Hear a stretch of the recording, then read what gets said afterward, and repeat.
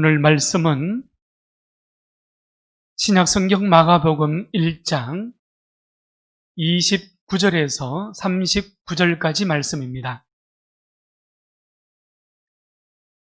사람들은 무엇인가 얻기 위하여 늘 고심하며 살아갑니다. 예수님 당시에도 많은 이적과 병고침과 귀신을 축사하시는 예수님의 그 능력을 보고 사람들은 이 세상의 권위와 예수님의 권위가 다르다는 것을 발견하고 심히 놀라워했지 않습니까? 예수님의 사역은 병고침과 같은 단순한 기적이 초점이 아니라는 것을 오늘 기억할 수 있기를 바랍니다. The arrival, the kingdom of God. 하나님의 사역의 초점은 언제나 하나님 나라의 도래가 목적이었다는 것을 우리는 기억하고 또 기억할 수 있어야 합니다. 세상이 알 수 없는 평강입니다. 세상이 줄 수도 없는 평화의 도래이지요. 세상에는 감춰진 길입니다. 오직 믿음의 눈으로만 발견할 수 있는 바로 그 길이 하나님의 나라의 도래입니다. 오늘 거룩한 주일 이 아침에 각 가정에서 비대면 온라인 예배로 드리는 우리 모든 성도님들의 가정가정마다 하나님의 나라가 임하기를 축원합니다. 마가복음은 예수님의 행적을 중심으로 기록한 복음서라는 특징을 가졌다고 우리가 말씀을 보았습니다. 예수님의 발자취를 따라가며 사건이 긴박하게 진행되어지고 있었죠. 예수님은 이제 회당에서 나와서 시몬과 안드레의 집으로 가셨습니다. 집에 들어가니 시몬의 장모가 열병으로 인해서 누워 있었습니다.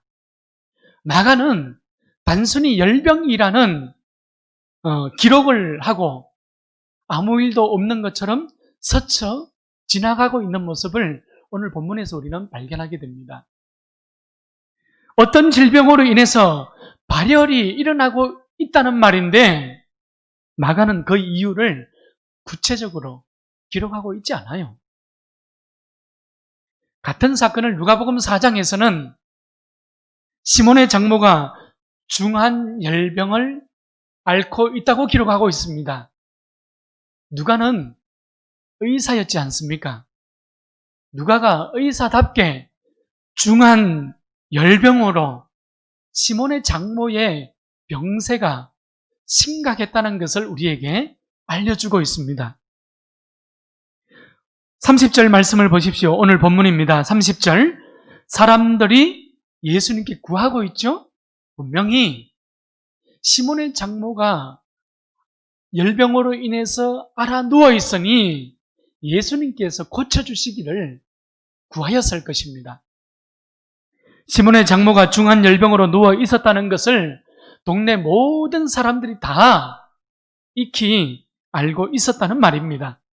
오늘 보면 31절을 보십시오. 예수께서 나아가서 그의 손을 잡아 일으키셨다. 이렇게 기록하고 있습니다. 일어나게 하셨다는 동사는 에게이렌이라는 헬라어예요.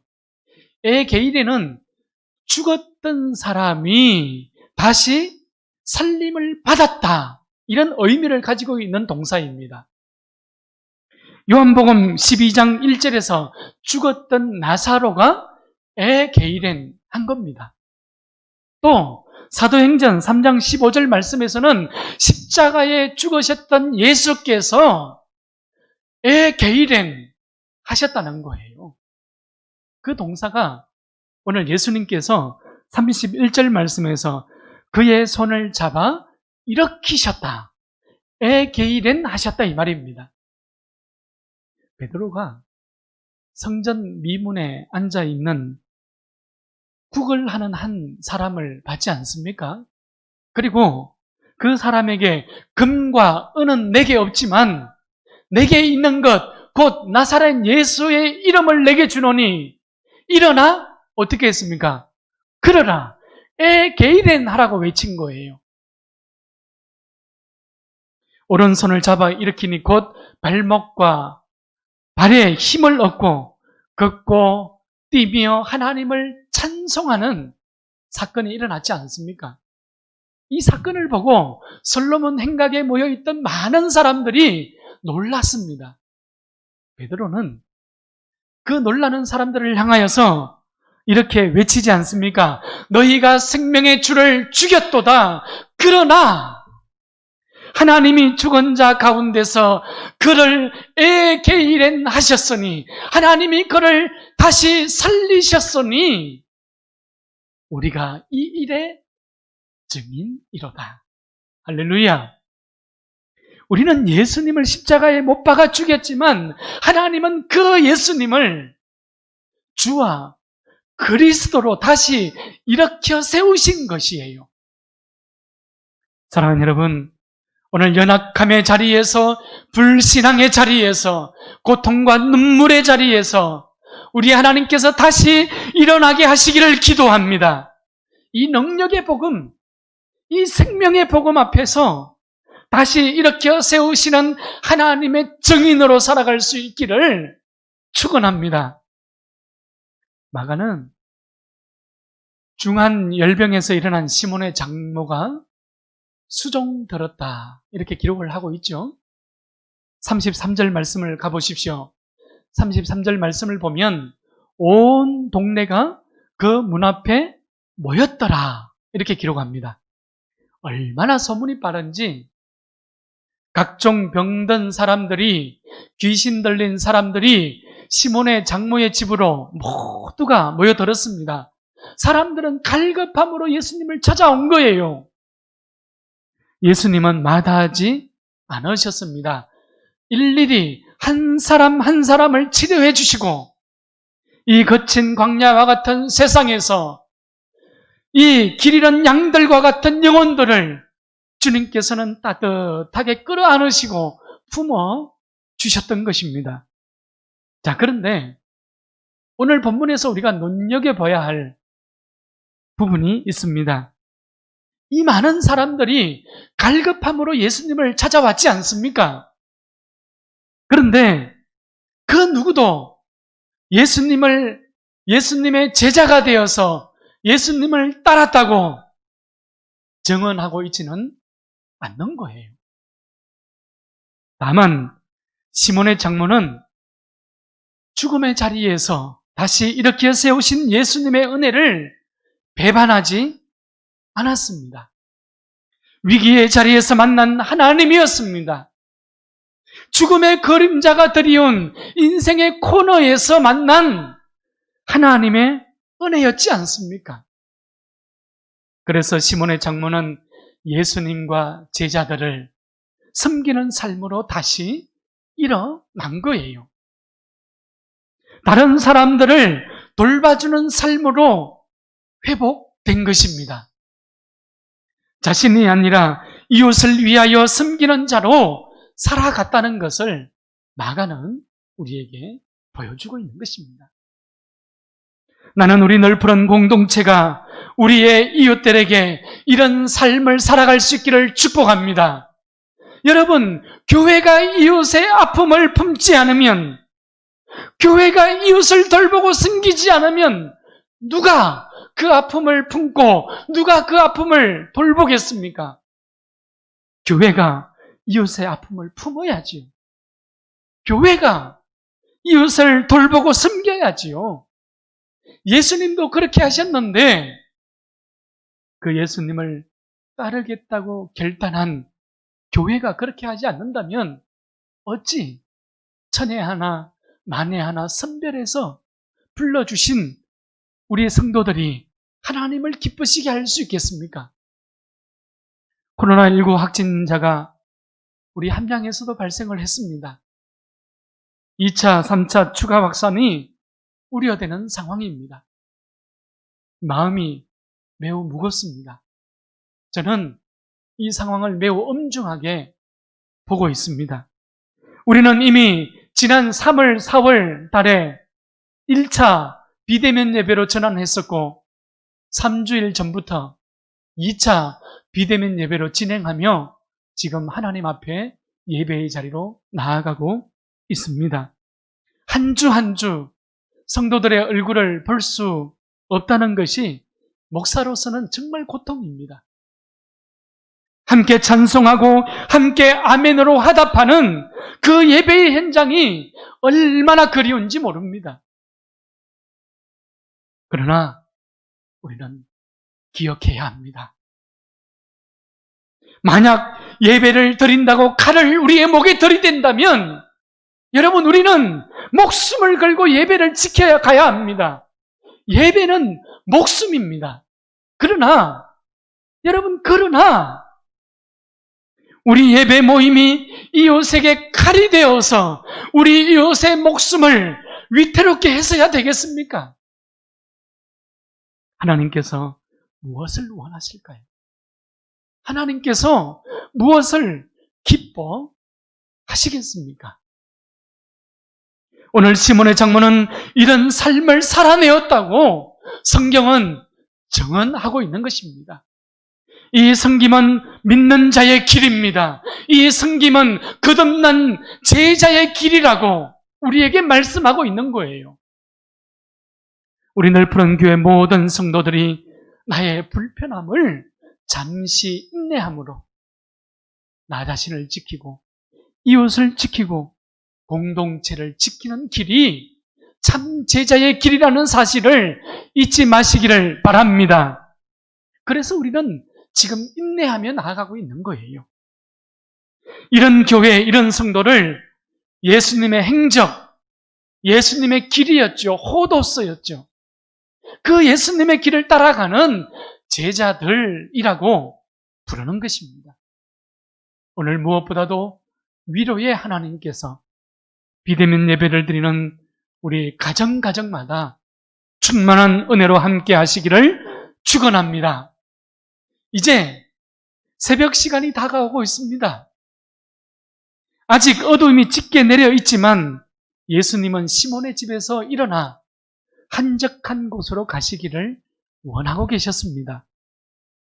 헬라어 원어 성경을 보게 되면 나아가는 새벽 시간 가운데에서도 이런 새벽 시간을 가리키는 프로이라는 단어를 지금 사용하고 있어요. 프로이라는 단어는 오전 3시부터 6시까지 사이의 시간을 일으키는 단어가 프로이라는 단어입니다. 하나님을 향하여 기도하기 위해 이런 새벽 시간에 한적한 곳을 찾아가시는 예수님이시죠. 여러 사람들이 예수님을 찾아오는 그 동네를 떠나서 분주한 사역을 떠나서 하나님과 깊고 친밀한 시간을 가지기 위해서 지금 한적한 곳을 찾아 이런 새벽 시간에 나아가시는 예수님입니다. 하나님과 대면하고자 함입니다. 본문 33절을 보니까 온 동네가 예수님을 찾아 모였습니다. 37절도 가보십시오. 모든 사람이 예수를 찾고 있습니다. 여러분, 동네 사람들도 제자들도 예수께 사람들이 몰려온다는 사실로 만족하고 있고 그것에 흥미를 가지고 있고 그것에 관심을 가지고 있어요. 사람들은 예수의 기적을 보고 모여들었던 것이죠. 사람들은 예수님이 아니라 병이 고침을 받고 귀신이 떠나가는 기적의 역사를 보고 지금 예수님을 찾아 헤매고 있는 것입니다. 그들의 관심은 오직 기적에 있었던 것이죠. 그러나 예수님은 기적이 아니라 기도의 자리에 관심을 가지고 계셨습니다. 사람이 아니라, 기적이 아니라, 눈에 보이는 형식이 아니라 기도의 자리라는 것을 예수님은 늘 사역의 뿌리로 예수님의 삶의 근원으로 가지고 계셨던 것입니다. 예수님의 모든 행적의 출발점은 기도의 자리였던 것이죠. 기도는 예수님의 삶의 출발점이요 근원이었습니다.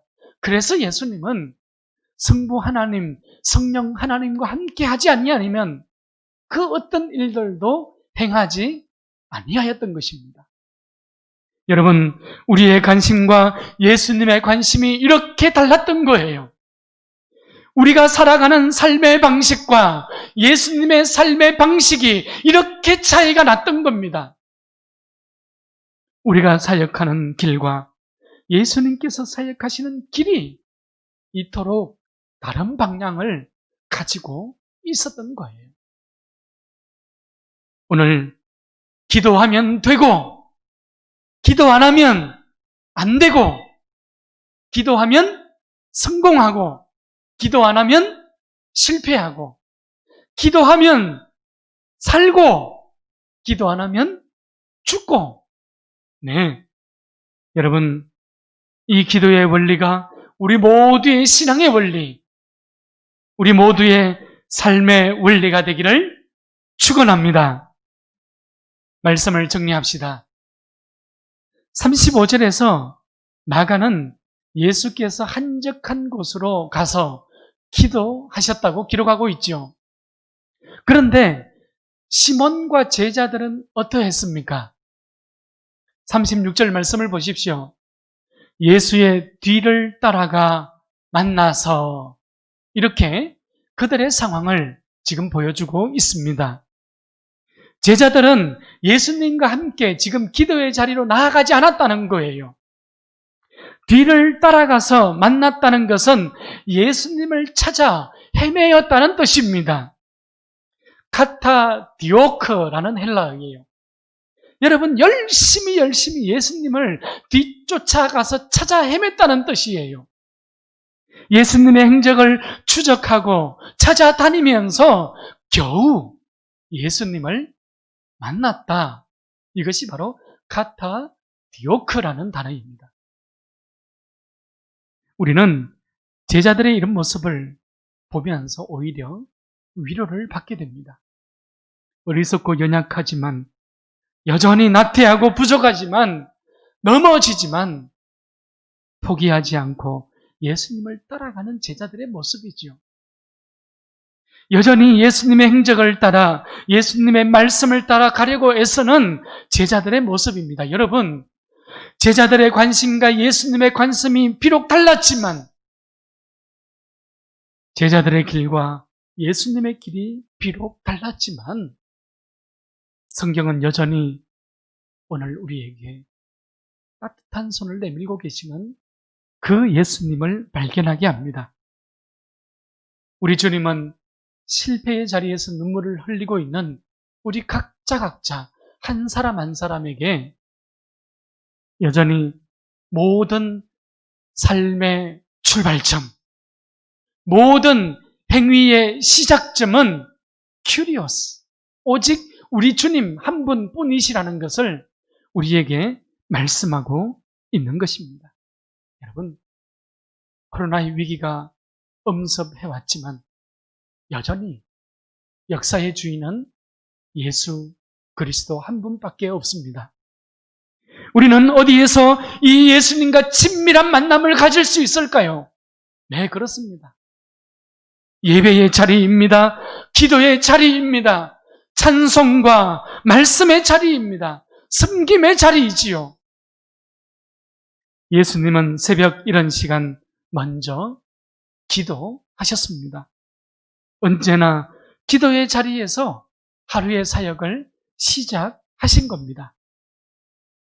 오늘 마가는 예수님의 모든 행적, 예수님의 모든 사역의 뿌리가 바로 이 기도의 자리였다는 것을 우리에게 강조해주고 있습니다. 우리도 하나님과 대면하는 이 예배의 자리, 이 기도의 자리가 인생의 승리의 뿌리가 되기를 바랍니다. 예수께서 기도의 자리를 모든 사역의 시작점으로 삼으셨음과 같이 우리도 예수님을 기도의 자리를 내 삶의 시작점으로 삼고 일어나 넉넉히 승리하기를 바랍니다. 이런 거룩한 믿음의 행진이 고백되어지는 삶을 살아가고 또한 이런 포이에마의 글작품이 되는 우리 모두의 삶이 되기를 축원합니다.